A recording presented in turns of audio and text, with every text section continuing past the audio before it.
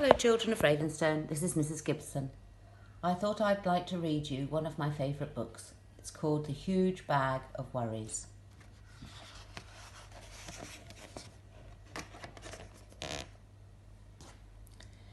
Jenny had always been happy. She had a lovely mum and dad, a great brother, well, most of the time, and she had a best friend at school, and she liked her teacher. And then, of course, there was Loftus.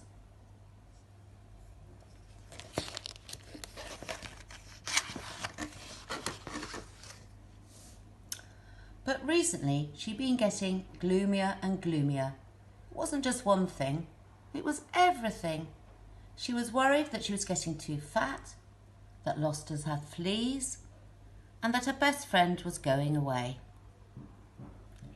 She worried that she was getting bad marks at school, and she thought she heard somebody whispering about her in the playground.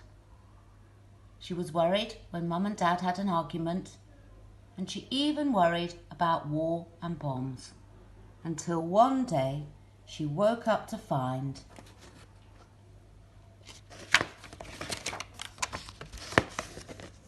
a huge bag of worries.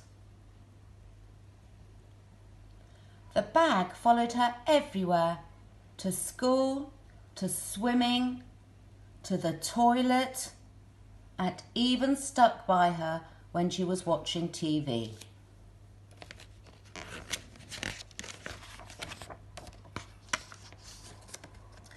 She tried to ignore it, but it didn't work.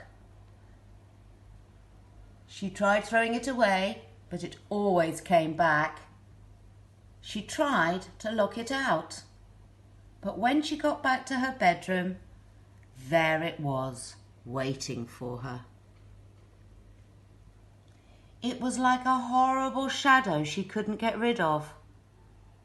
What could she do?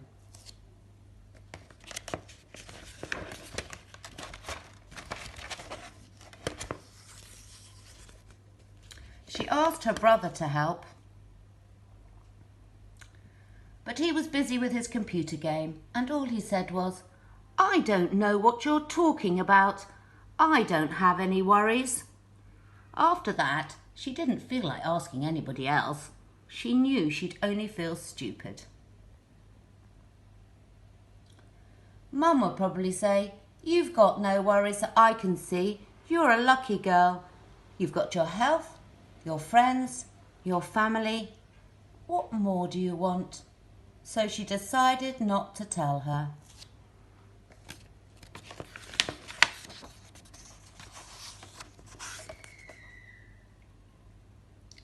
Dad might know what to do, but then she thought again, no, Dad has worries of his own. She couldn't ask him. Every day things got worse, and the bag got bigger and bigger and bigger.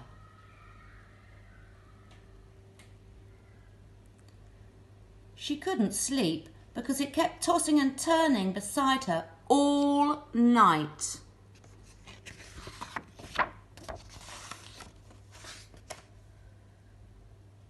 To make matters worse, the bag dragged around her feet so much when she was walking to school that she was late and the teacher got cross. Jenny couldn't tell her what had happened, and anyway, she knew what she would say. "You've got too many worries. In future, leave that bag at home." When Jenny told her best friend about the bag, she suggested that Jenny locked it in a cupboard and tried not to think about it. "That's what I'll do," she said. But it just didn't work.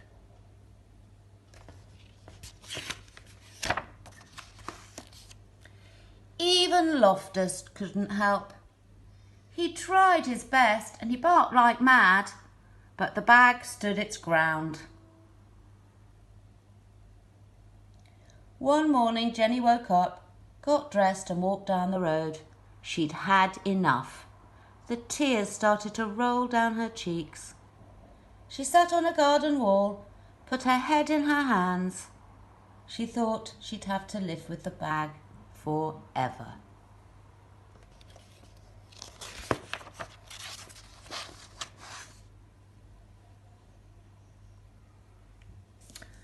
Then she heard a voice, and looking up, she saw the kindly face of the old lady who lived next door.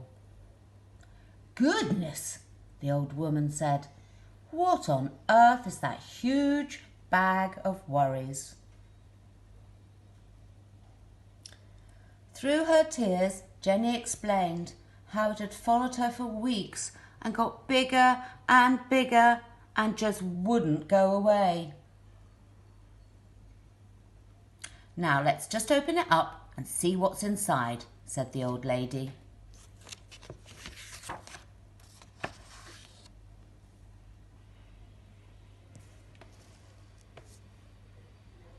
But Jenny said she couldn't. If she opened the bag, the worries might jump out, and who knew what might happen? "Nonsense," said the old lady firmly. "There's nothing a worry hates more than being seen. If you have any worries, however small, the secret is to let them out slowly, one by one, and show them to someone else. They'll soon go away." The old lady sorted the worries into groups.